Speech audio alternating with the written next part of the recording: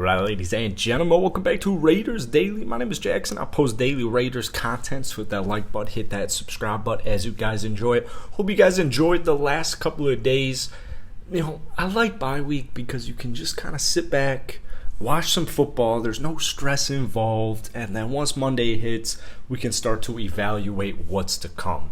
I'll tell you what's to come. All right, ESPN analytics favor the Raiders in the following games. This is according to Raiders Daily and Raiders.scout on Instagram. Some people have wondered. I'm not Raiders Daily on Instagram. He's got good taste with his name. I'll say that, though. Texans next week, 81.2%. Saints, 54.8%. Jaguars, 50.8%. Colts, 75.5%. Broncos, 68.6%. Seahawks, 64.1%. Chargers, 51.7%. Rams, 51.7%. Pats, 68.4%. Steelers, 66.6%. Not a big fan of the three straight sixes, but 49ers, 51.3%. And then the last game of the season, which I guarantee you will be a big-ass game against the Kansas City Chiefs. They only actually had a 35% chance, according to ESPN.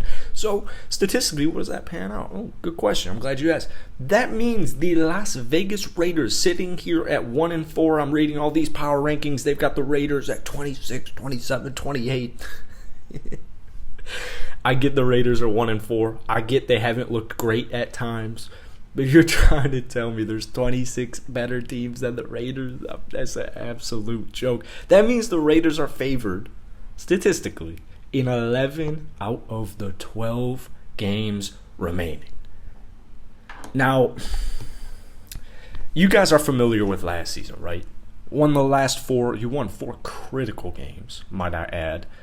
Made the playoffs, unfortunately. We're not going to talk about how the season ended, but leading up to the end of the season and the regular season, 4 straight wins. 4 straight huge wins. Now, just divisional speaking, the division is not out of grabs. All right, I don't think I'm being overly optimistic, but let me tell you, especially after watching last night's game, the Chargers versus the Broncos. I mean, we already knew about the Broncos. No one's afraid of Russell Wilson. No one's afraid of Nathaniel Hackett. No one's afraid of the Denver Broncos. But the Chargers have not looked good either. The Chiefs, they lost to the Bills. Bills are a great football team. However, the Chiefs, the offense, it's not the same. And it's not because they lost Tyreek Hill, although that was a big loss. Things are just changing, all right? Things are just changing. So we heard this quote from the Raiders and Josh McDaniels specifically, quote unquote, "I don't think anybody here is discouraged about the fact that we're not close," McDaniels said. "I think now it's about what do we need to do in practice. What do we need to do to carry over to games to be able to really make the plays that are winning plays at the end so that we have an opportunity to close out a lot of these close games?" Well, I'm going to go ahead and answer the question, Josh. I'm glad you asked. Red zone. All right? Red zone. Offense and defense. Now, we knew heading into the season that it's going to take some time to click. I still think the Raiders are a top 5 offense. At worst, they're a top 10 offense, and things are going to begin to click, all right? The offensive line has held up a lot better than a lot of people were anticipating. I thought that they've done a very fine job with all the rotations that are coming in. But, to answer your question, Josh, I'm glad you asked. Like I said, solidify this offensive line. Like I said, talked about this in a video a couple of days ago. I made a video in the first couple of weeks of the season. I'm saying we're rotating offensive linemen. When does that work? Someone was like, the Bears are rotating offensive linemen. We're not the Chicago Bears, man. We're definitely not the Chicago Bears. The Raiders made so many moves in the offseason. In fact, they were probably one of, if not the most aggressive teams in the offseason. Specifically, Devontae Adams, Chandler Jones, and even outside of players in the personnel range, Josh McDaniels. Josh McDaniels was this highly coveted offensive guru, right? And we haven't quite seen that, all right? I'll tell you, though, I think it begins with the red zone because right now, both sides, their offense in the red zone is bottom 10, and their defense is actually dead last. That is absolutely brutal. You are dead last in red zone defense, but we kind of knew defensively speaking with Patrick Graham. Patrick Graham runs complex schemes, right?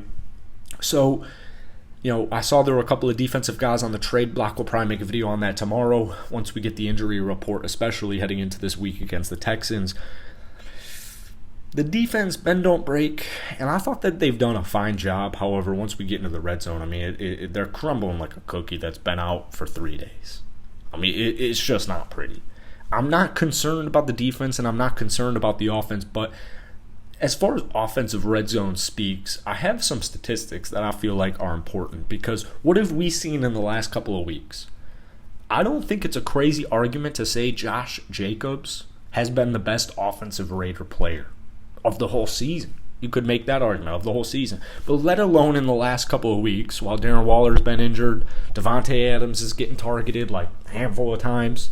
Derek Carr, personally, I know he's getting a lot of bad press, getting a lot of heat right now because he's the quarterback, he's the leader of the team. I mean, there's a lot of expectations specifically on him. But Josh Jacobs has done a phenomenal job. And it's something we saw in the first couple of years from Josh.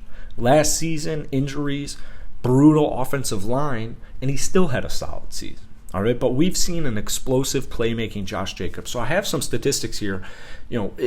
Josh, I'll tell you what you need to work on in the red zone and on the offense in general. Run the damn ball. That's what they've done the last 2 weeks, and it gets that offense flowing. It gets that offense moving. But I have some stats here according to sharpfootballstats.com, and it's red zone rushing success versus passing. All right, inside 20, rushing the ball has a 8% better success rate than passing the ball.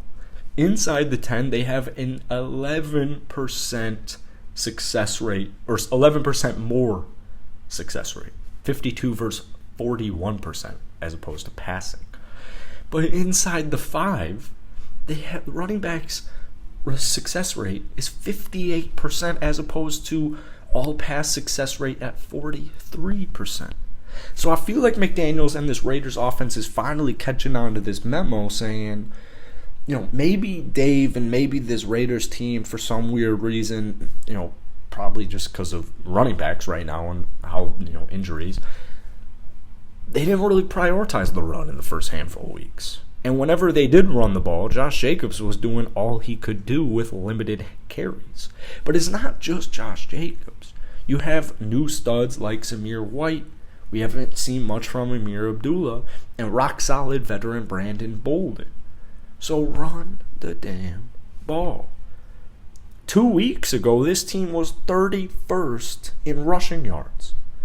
I mean, that's an embarrassing statistic that's an embarrassing statistic in general, but especially when Josh Jacobs, Pro Bowl caliber, a top-tier running back, is your running back. So let me know what you guys are thinking. Hit that like button, hit that sub button. We'll cover this Texans week. We'll cover injuries tomorrow. We'll cover trade rumors tomorrow. But stay tuned. Hit that like button, hit that sub button if you guys enjoy it and you want daily Raiders content. That's it from me. I'll see you guys later.